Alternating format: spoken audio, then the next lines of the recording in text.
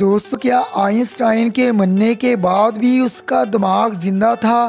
سائنسدانوں نے اس کے دماغ سے کیا نکالا کہ وہ حیران رہ گئے۔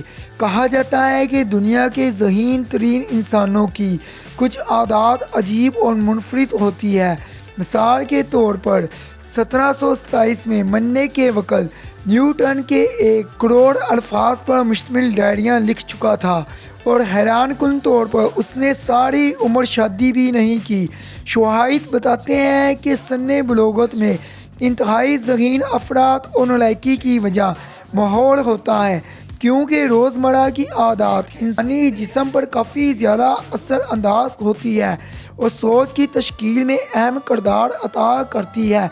اگر ذہانت کی بات کی جائے تو آئنسٹائن کی ذہانت کی ساری دنیا واقف ہے، یہاں تک کہ اس کی ذہانت سے متاثر ہو کر سائنسدانوں نے اس کی آنکھیں اور دماغ نکال لیا تھا تاکہ ان پر سرچ کیا جائے۔ آج کی ویڈیو میں ہم آپ کو بتائیں گے کہ اس کی آنکھیں اور دماغ اس وقت کہاں ہے۔ WTV کی ویڈیو میں ایک بار پھر سے خوش آمدید۔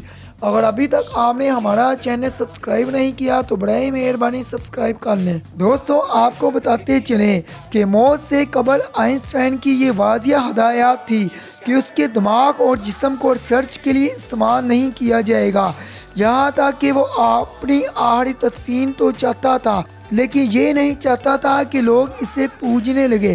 اس لیے اس نے کہا کہ اس کی راہ کو خاموشی کے ساتھ بہا دیا جائے۔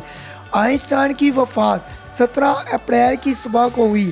اگر اس کو علم ہو جاتا کہ اس کے دماغ اور اس کی آنکھوں کے ساتھ کیا ہونے والا ہے تو اس سے قبل ہی خود کو زندہ درگو کر لیتا۔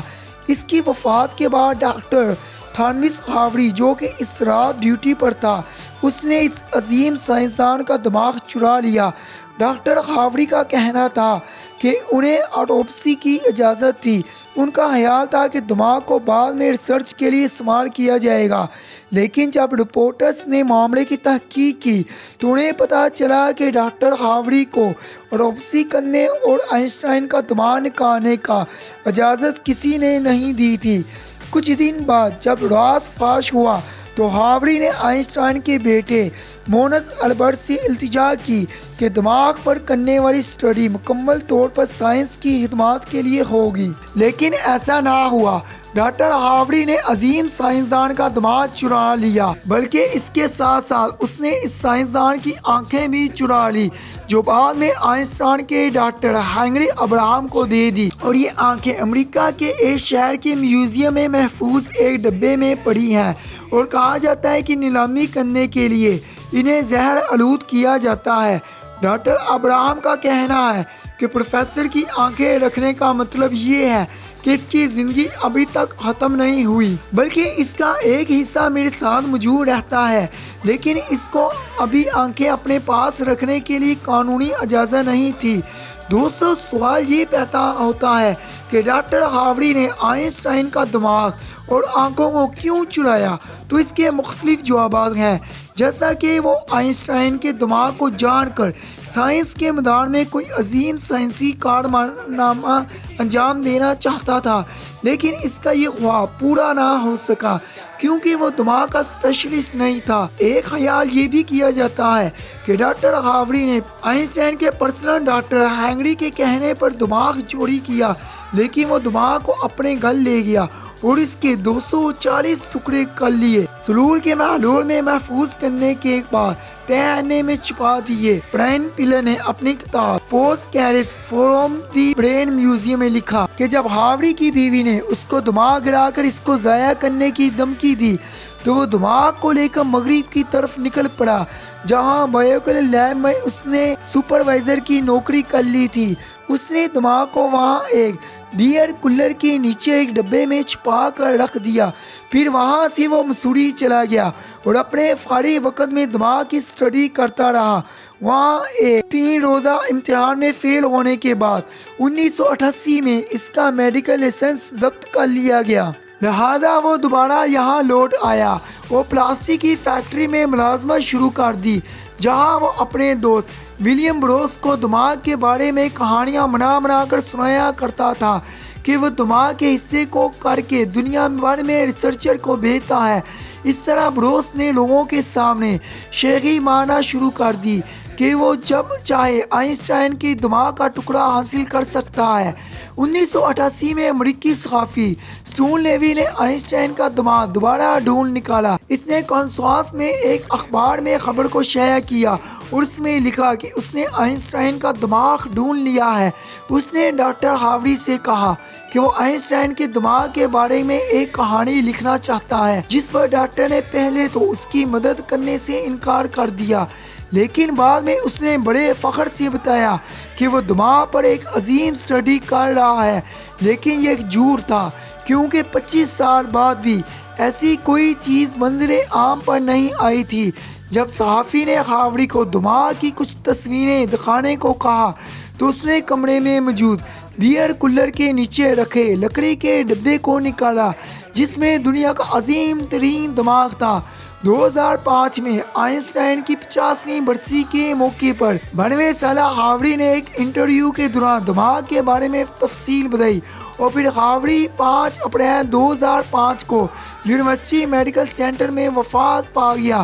2010 میں ہاوری کو وہ سارے کام، وہ ساری چیزیں جس میں آئنسٹائن کا دماغ بھی شامل تھا، واشنگٹن کے قریب سینیٹل میوزیم ہیلتھ سینٹر والوں کو دے دیا گیا، جس میں مکمل دماغ کی لی گئی 14 تصویریں بھی تھیں، جبکہ اس وقت دنیا میں صرف 2 جگہ موجود ہیں جہاں آئنسٹائن کے دماغ کے ٹکڑے دیکھے جا سکتے ہیں، جس میں سے ایک میٹر میوزیم ہے جہاں گیلری میں شیشے کی سلائڈ میں دماغ کے ٹکڑوں کو رکھا گیا ہے۔ آئنسٹائن کو یہ شک تھا کہ اس کی موت کے بعد، اس کی مرضی کے بعد اس کے دماغ کا مشابہ کیا جائے گا۔